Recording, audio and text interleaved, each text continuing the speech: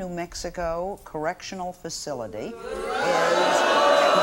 Carola's ex-husband, Greg. Greg, we're going to talk to you in just a minute. First, I want to hear from Carola. You say that your life was financially and emotionally destroyed by Greg, and you came here today. This is the first time you've seen him? I've not seen him for about a year and 3 months. Okay. Take me back to the beginning and tell me, how did you two get together? Well, I was single and I was living alone, and... What were you doing for a living? I was a school teacher, still am. Okay. So you don't meet many men in your profession when you're a school teacher. And I don't like bars, and I just never really met any man that I connected with. But even if she went out, it was always, no man will ever like me. No man will ever want me. It was, she always had said, I don't have anything to give to anybody, so no man will ever love me. What happened? How did you meet him? I joined a singles club just to meet some people to do things with. Mistake. Mistake. And I want you to put that in your bag of tricks, singles clubs, okay? Go ahead. I got a request. In this club, you got cards that say, you know, so-and-so would like to meet you. So I got a request from Greg, and I went to the studio where the notebooks were. There was no picture of him, but the guy said, oh, Greg's a really nice guy. Go out with him. So I thought, you know, what I have to lose, dinner, a nice evening, fine. So we went out to a spaghetti place for dinner. And then we went bowling, and he bowled like a 32. And he never got upset, never did any of this mid-macho, you know, I lost that kind of stuff. And we really connected. Well, this was like an instant attraction. He really seemed to like me as a person. And for the first time in my life, I thought maybe some man can like me. So you married him? I married him very quickly. How quickly? Amidst protest. Ah, okay. 3 months. In 3 months, that was it, you were married. No, whoa, wait a minute. He moved in after a month. And this is 39 years old and never having really dated a lot. And we're going, wait a minute, what, you don't know anything about this guy. So the family was going, okay, this is not so great, right? They did. Now, Sally is Carola's sister, and you told us you were suspicious of him early on. Even when she first started dating, it was like, okay, he's being wonderful to you. He's sending you flowers. And I remember sitting down and talking to him, this is my sister and I care about her. And whatever's gone in your life, you know, I want things to be okay for her, and I'm not saying she should never be married, or maybe a whirlwind romance would be good. But the creditors, I was there one day, and she tells me, creditors are looking for him at her door. This is before you married him? Before I married him. And he and I would have... Now, wait a minute. Isn't that some kind of a sign? Well, he was coming out of a divorce, and the second wife took all his money, and that typical, the other wife's, you know, a bad lady, she's taking all my money, she's a really bad person kind of thing. Okay. And I'd say, why don't you just listen to her? Now, Bill is here, and he's chomping at the bit to confront his three of the ex-wives, because he says they're out to destroy him.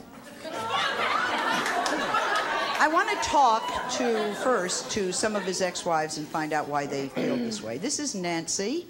Nancy is number 7, and Carol, who is wife number 8, and Judy, wife number 21. As you can see, we would have had a rather crowded house if we had brought them all here. Actually, we do know where they are. Judy, Carol, and Nancy, you all say that Bill Vogue is a dangerous con man who's out to destroy any woman he marries. Why do you feel this way? Well, we feel this way because of the fact that we know for a fact that he's admitted to 21 marriages. It's been alleged by his own daughter that he's been married 32 times. Wait till you hear this one. He's also had 46 stepchildren. One thing, when you listen to this man, you have to take in consideration, and he's proven it, that he is so insane, you think he's real, okay? He has posed in the past as a DEA agent, a minister, okay? The Marlboro Man of the Marlboro 1960s. Man. On the old Wells Fargo series on TV. The sheriff riding the Wells Fargo series, like the old Robinson ride. Yes. And the phone he stole A from graduate of someone. Purdue and a wealthy rancher from Montana. And now as he tells these stories, he makes it sound very credible, okay? And he builds stories around these stories. If he's and talking, I honestly think he believes what he says. So we came to the conclusion this man has to be literally insane. Every one of these women, all the way down the road, okay, all the way down the line, he has violated. He has married these women in various churches. These were sacred vows. And all the way from the altar to the end of the marriage, the women were lied to, conned, he stole. he tried to drown one of their daughters. And broke every for the one of these women. insurance money. Exactly. He's cheated on them. He's bankrupted them. He's driven them to a total emotional state.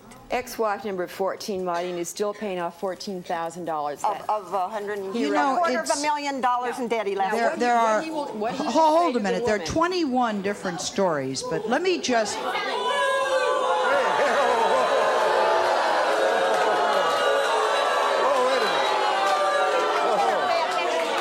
Let's stop this thing, Sally. I think I've heard enough. Mouth, just for you. You mean the wedding's still on? Sweetheart, yours is a little bit better for you. Hang him up. Show him what.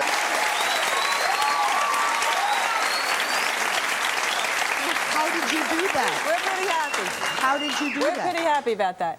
What? How did you do it? You pooled your resources? We pulled all our resources, every single last one. We went to court. We stuck by each other. She had to go to a Nassau court. I had to go to Suffolk court. We spent more time in court than at work, and we had to get him in there. We had to be there on the day he was handcuffed and brought in. It was a beautiful sight.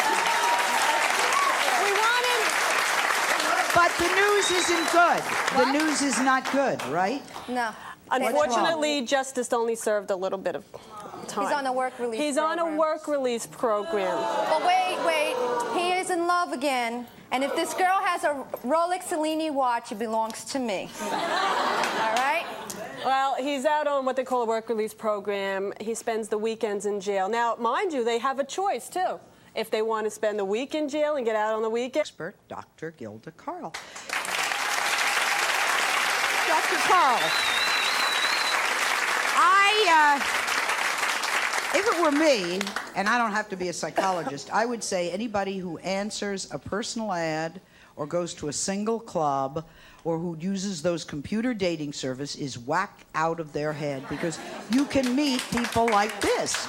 And I don't know any good that can possibly come of it. Well, Why do you think men who are out to con women, why do you think they do this? You got Bill there. What do you think? Well, Bill's face ought to be on probably the post office, right, for wanted. This is a very serious thing, because a lot of these women, or probably all of these women, were looking for love in all the wrong places.